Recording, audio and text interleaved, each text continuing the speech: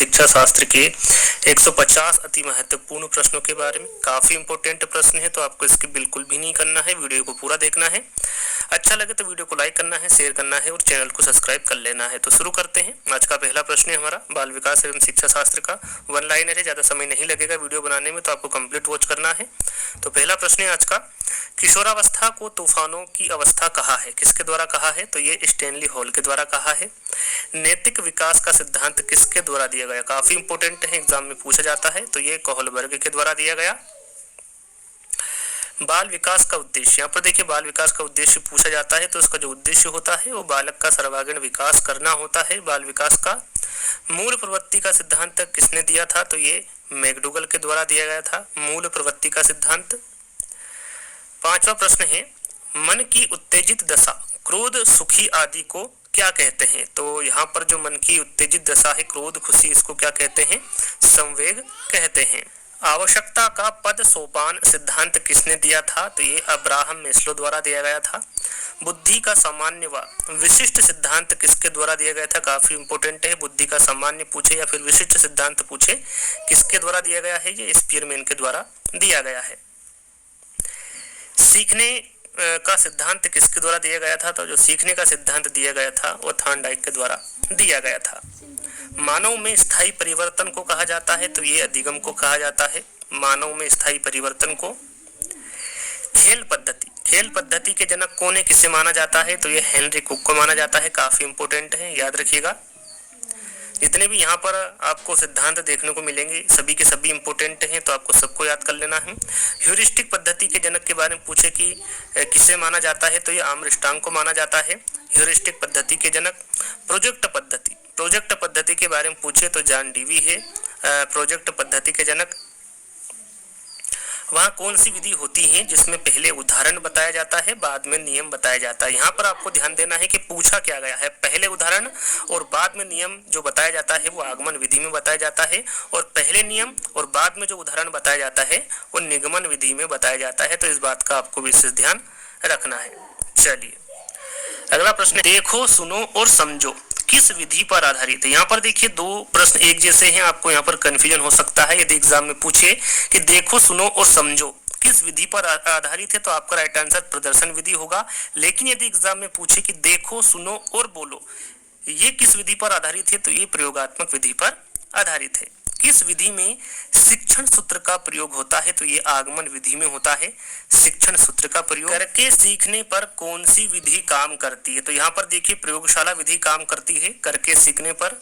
Kindergarten विधि LKG व UKG के जनक कौन है? काफी इंपोर्टेंट है, एग्जाम में पूछा जाता है, तो याद रखिएगा ये फ्रोबेल है किंडरगार्टन विधि के जनक। मॉन्टेसरी शिक्षा प्रणाली के जनक कौन है? तो ये डॉक्टर मारिया मॉन्टेसरी है, मॉन्टेसरी शिक्षा प्रणाली के जनक।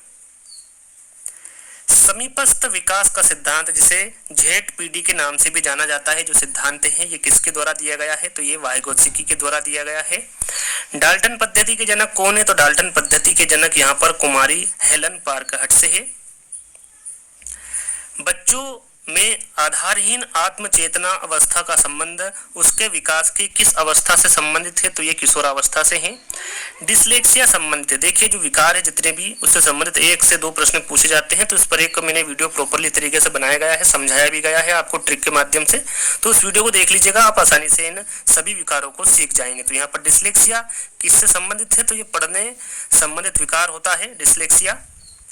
श्यामपट्ट को शिक्षण साधन सामग्री के किस समूह में अंतर्मुक्त किया जा सकता है? तो यह है दृश्य साधन में, याद रखिएगा श्यामपट्ट को शिक्षण साधन सामग्री के दृश्य साधन में अंतर्मुक्त किया जा सकता है। व्यक्तित्व एवं बुद्धि में वंशानुक्रम की रिक्त स्थान होती है, तो ये नाम मात्र की भूमिका होती है व्यक्तित्व एवं बुद्धि में वंशानुक्रम की। श्यामपट्ट पर लिखते समय सबसे महत्वपूर्ण क्या है? तो ये अच्छी लिखावट है, श्यामपट्ट पर लिखते समय सबसे महत्वपूर्ण अच्छी लिखावट होती है। बुद्धि का तरल मोज़ेक मॉडल ये किसके द्वारा दिया गया था? तो ये केटेल के द्वारा दिया गया था। काफी इंपोर्टेंट है, एग्जाम में इस प्रकार के प्रश्न पूछे जाते हैं।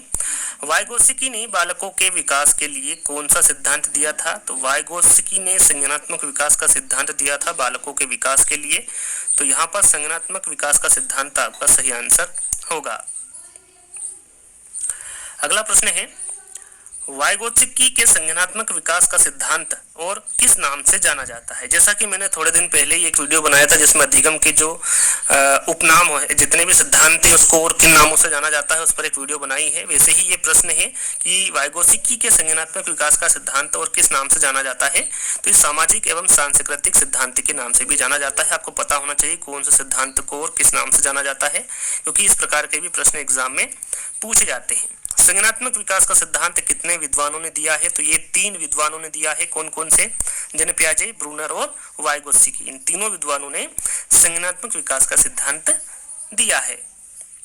वाइगोत्स्की के अनुसार बालकों का संज्ञानात्मक विकास किसके द्वारा संभव है, तो ये अधिगम के द्वारा संभव है। वाइगोत्स्की के अनुसार बालकों का संज्ञानात्मक विकास अधिगम के द्वारा संभव है। बालक का सामाजिकरण कब प्रारंभ होता है, तो यहाँ पर जो बालक का सामाजिकरण प्रारंभ होता है वो शैशवावस्था में होता है और उसकी अवधि क्या होती है, 0 से 5 वर्ष तक की होती है। सामाजिकरण में बालक सबसे पहले किसको पहचानता है, तो सामाजिकरण में जो बालक पहचानता है वो सबसे पहले किसको पहचानेगा, अपनी माँ को पहचानेगा। बालक का सामाजिकरण कब पूर्ण हो जाता है, तो यहाँ पर जो बालक का सामाजिकरण पूर्ण होता है वो कब होता है, किशोरावस्था में होता है। बालक के गिरोह की अवस्था कौन सी कहलाती है, जब बालक गिरोह बनाकर रहता है तो कौन सी अवस्था है, वो बाल्य अवस्था है। याद रखिएगा, इसके बारे में अभी थोड़े दिन पहले ही मैंने एक वीडियो बनाया था जिसमें आपको शैशवावस्था, बाल्यावस्था और किशोरावस्था से संबंधित 90 प्रश्न देखने को मिले थे, जो कि काफी इंपोर्टेंट थे। यदि नहीं देखा तो देख लीजिएगा। बालक में नकारात्मक सोच कौन सी अवस्था में उत्पन्न हो जाती है, तो ये किशोरावस्था है। सामाजिक अधिगम का सिद्धांत किसके द्वारा दिया गया था, तो ये अल्बर्ट बंडूरा के द्वारा दिया गया था, सामाजिक अधिगम का सिद्धांत। स्कीमा सिद्धांत की जनक कौन है, तो यहाँ पर जो स्कीमा सिद्धांत के जनक होंगे वो जेन पियाजे होंगे। कोहलर किस संप्रदाय के समर्थक थे, तो यहाँ पर जो कोहलर है दोस्तों ये संज्ञानवादी संप्रदाय के समर्थक थे। मनुष्य एक सामाजिक प्राणी है, यहाँ किसने कहा, तो ये अरस्तु के द्वारा कहा गया कि मनुष्य एक सामाजिक प्राणी है। जेन पियाजे के संज्ञानात्मक विकास को ध्यान में रखते बालक की कितनी अवस्थाएं बताई, या फिर कह सकते हैं कि जेन पियाजे ने जो संज्ञानात्मक विकास जो सिद्धांत दिया था उसमें इन्होंने कितनी अवस्थाएं बताई है, तो इन्होंने कितनी अवस्थाएं बताई है, 4 बताई है। आप सभी को पता होगा। संवेदी पेशी अवस्था जो कि जन्म से 2 वर्ष तक की इनके द्वारा मानी गई है। पूर्व सक्रियात्मक अवस्था 2 से 7 वर्ष, मूर्त सक्रियात्मक अवस्था 7 से 12 वर्ष और अमूर्त सक्रियात्मक अवस्था 12 से 15 वर्ष। यहाँ पर आपको इनका क्रम भी याद कर लेना है, क्योंकि क्रम से भी पूछा जाता है कि दूसरी कौन सी है, तीसरी कौन सी है, पहली कौन सी है, चौथी कौन सी, इस प्रकार से भी प्रश्न पूछे जाते हैं। तो आपको इसको ध्यान में रखना है कि कौन सी पहली है और कौन सी आखिरी है। चलिए अगला प्रश्न है, बालक में चिंतन का प्रारंभ किस अवस्था में होता है, तो ये 2 से 7 वर्ष में होता है बालक में चिंतन का प्रारंभ। जेन पियाजे के अनुसार समायोजन की अवस्था किसे कहा है, तो यहाँ पर जो संवेदी गत्यात्मक अवस्था होती है वो जेन पियाजे के अनुसार समायोजन की अवस्था इनके द्वारा कही गई है। किसे? संवेदी गत्यात्मक अवस्था को। जेन पियाजे के अनुसार विकास की किस अवस्था को मुख्य परिवर्तन बिंदु कहा है, तो यहाँ पर जो मुख्य परिवर्तन बिंदु कहा है वो ठोस सक्रियात्मक अवस्था को कहा है जेन पियाजे के अनुसार। गिलफोर्ड ने सृजनशील प्रक्रिया के कितने चरण बताए, ये तो आपको पता ही होगा कितने चरण बताए हैं, 5 चरण बताएं, लेकिन कौन कौन से इसके बारे में भी आपको जानकारी होना चाहिए। संज्ञान, स्मृति, अपसारी चिंतन, अभिसारी चिंतन और मूल्यांकन, ये 5 सृजनशील प्रक्रिया के चरण इन्होंने बताए गिलफोर्ड ने। तो याद रखिएगा ये 5 कौन कौन से हैं उसके बारे में भी आपको जानकारी होना चाहिए। वहाँ कौन सी अवस्था है जब बच्चा तार्किक रूप से वस्तुओं व घटनाओं के विषय में चिंतन प्रारंभ करता है, तो वो है मूर्त सक्रियात्मक अवस्था 7 से 11 वर्ष। वहाँ कौन सी जगह है जहाँ बच्चे के संज्ञानात्मक विकास को सबसे बेहतर तरीके से परिभाषित किया जा सकता है, तो वो है विद्यालय एवं शिक्षा। बच्चे दुनिया के बारे में अपनी समझ का सृजन करते हैं, इसका श्रेय किस विद्वान को जाता है, तो इसका जो श्रेय जाता है वो जेन पियाजे को जाता है। शिशु अपने एवं अपने संसार के बारे में अधिकांश बातें खेल के माध्यम से सीखता है। यहाँ किस विद्वान ने कहा है, ये स्ट्रिंग के द्वारा कहा गया है कि जो शिशु होता है वो अपने एवं अपने संसार के बारे में अधिकांश बातें खेल के माध्यम से सीखता है। विकास कभी न समाप्त होने वाली प्रक्रिया है, यहाँ विचार किसका है या फिर किससे संबंधित है, तो ये निरंतरता के सिद्धांत से संबंधित है। यहाँ विचार किससे संबंधित है, तो ये निरंतरता के सिद्धांत से संबंधित है कि जो विकास होता है वो कभी न समाप्त होने वाली प्रक्रिया है। बच्चे के बौद्धिक विकास की 4 विशिष्ट अवस्थाओं की पहचान किस विद्वान द्वारा की गई थी? तो जीन पियाजे के द्वारा की गई थी, जिनके बारे में आपको बता दिया है 4 अवस्थाएं कौन कौन सी है। बच्चों के बौद्धिक विकास की 4 विशिष्ट अवस्थाओं की पहचान किस विद्वान द्वारा की गई थी? सॉरी, ये प्रश्न रिपीट हुआ है, तो इसका आंसर भी जीन पियाजे होगा। अगला प्रश्न है पर्यटन विधि के जनक कौन है? तो यहाँ पर जो पर्यटन विधि के जनक होंगे वो पेस्टलोजी होंगे।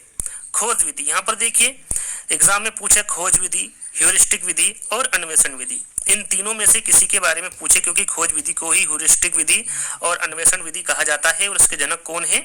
इसके जनक आर्मस्ट्रांग है। याद रखिएगा, काफी इंपॉर्टेंट है। चाहे खोज विधि के बारे में पूछे, ह्यूरिस्टिक के बारे में पूछे या फिर अन्वेषण के बारे में पूछे, आपका राइट आंसर आर्मस्ट्रांग ही होगा।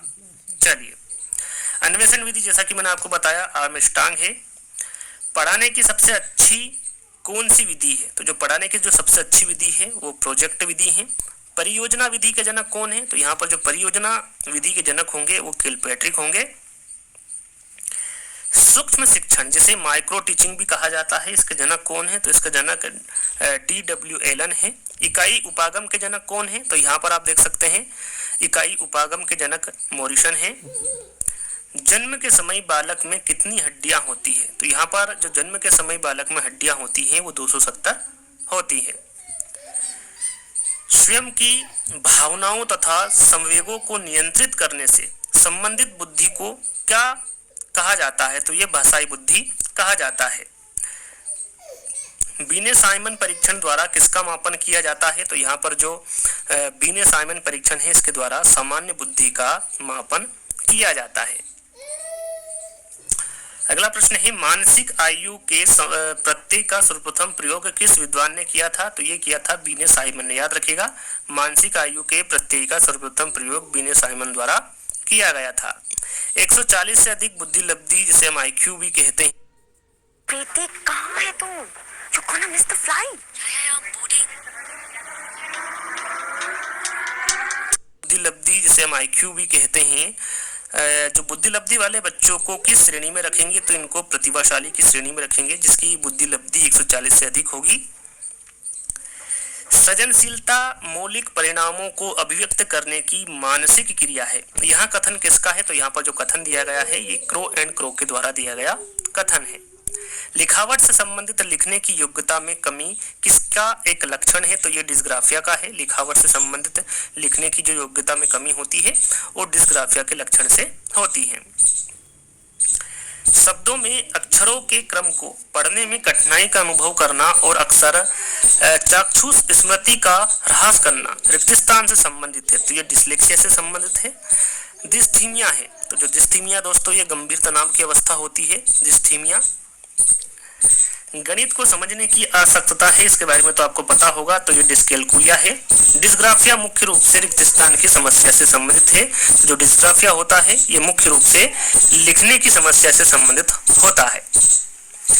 डिस्लेक्सिया किससे संबंधित है? तो ये एक पठन विकार है डिस्लेक्सिया। निम्नलिखित में से मौखिक रूप से सीखने की असक्तता कौन सी है? तो वो है अफेजिया। याद रखिएगा, मौखिक रूप से सीखने की जो असक्तता होती है वो अफेजिया में होती है।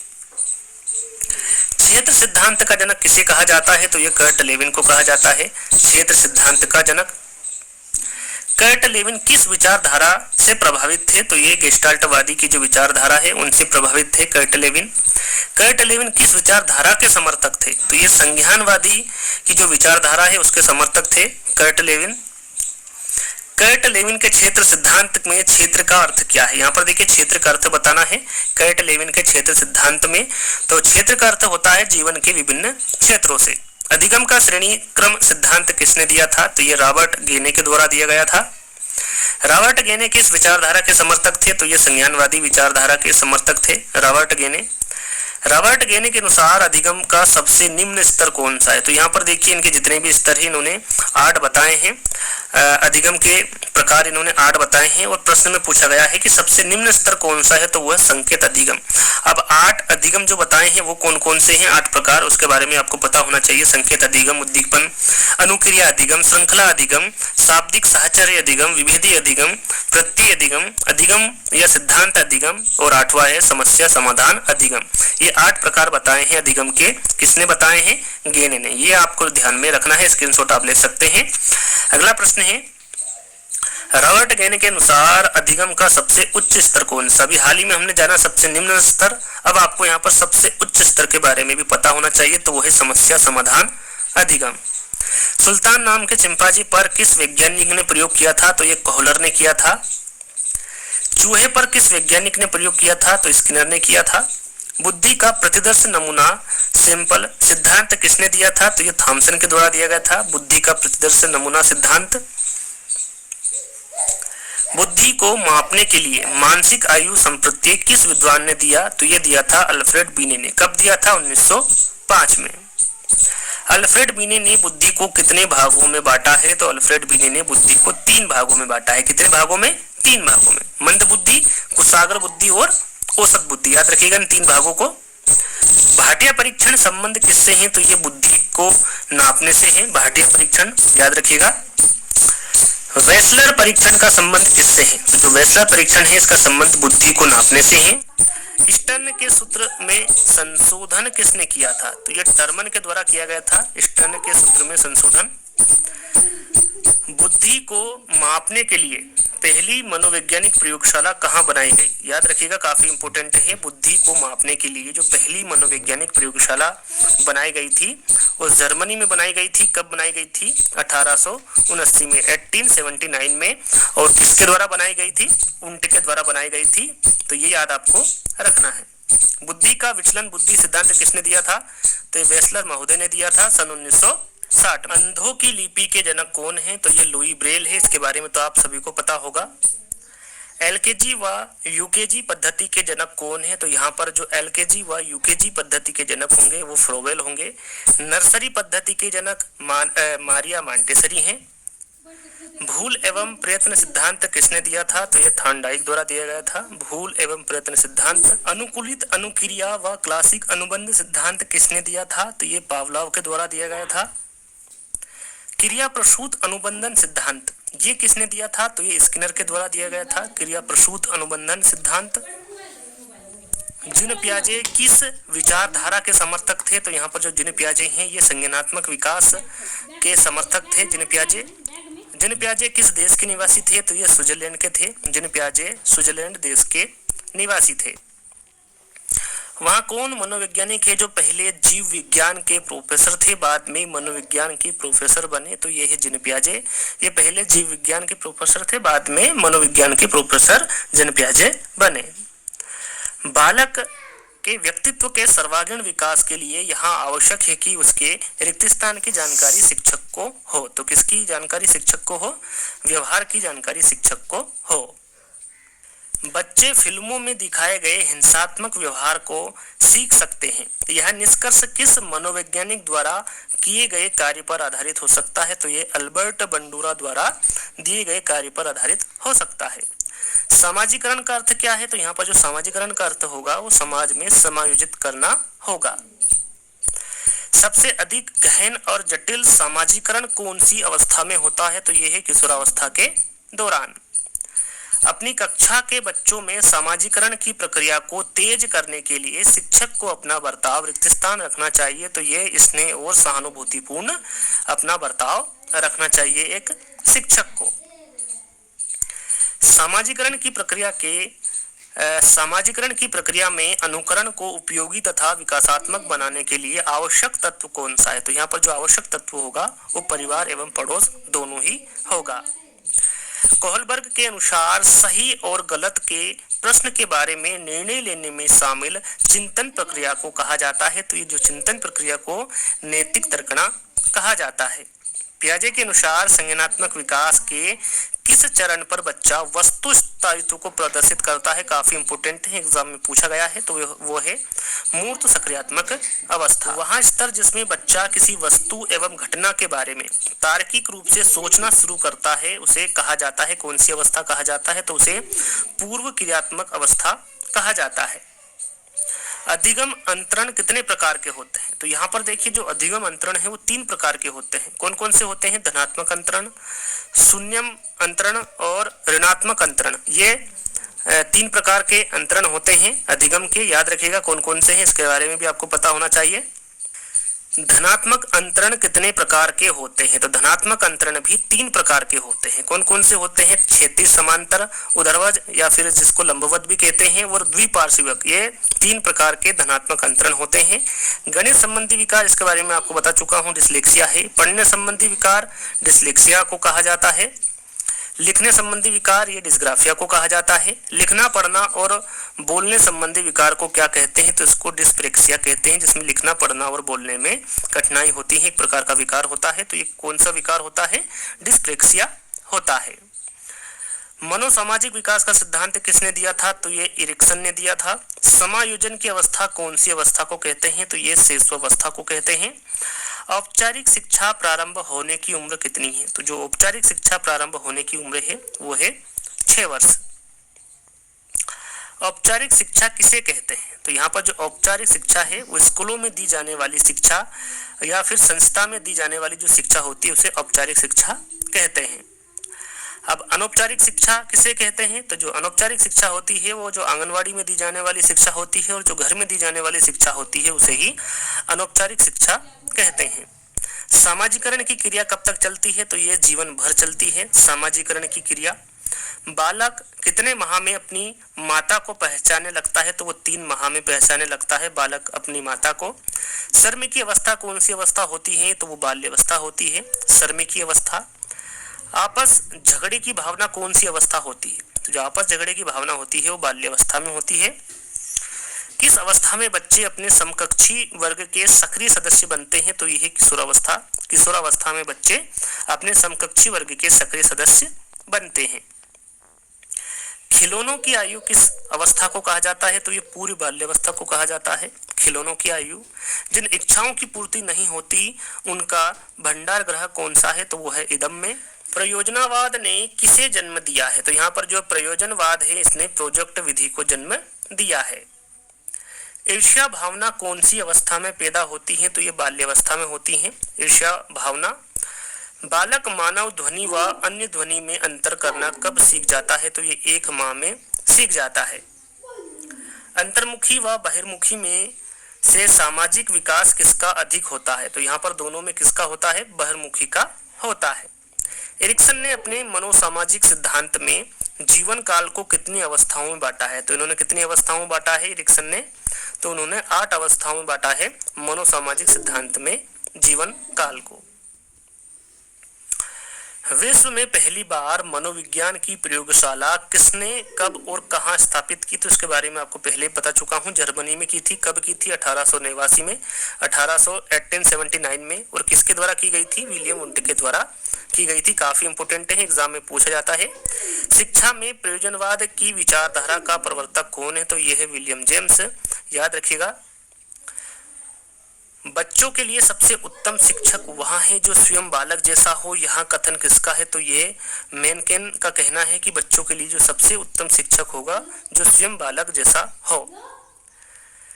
सामाजिक समायोजन का कठिन काल किसे कहा जाता है? तो ये पूर्व किशोरावस्था को कहा जाता है सामाजिक समायोजन का कठिन काल। छात्रों का विश्वास प्राप्त करने हेतु शिक्षक को उनके साथ कैसा व्यवहार करना चाहिए? तो मित्र जैसा व्यवहार करना चाहिए।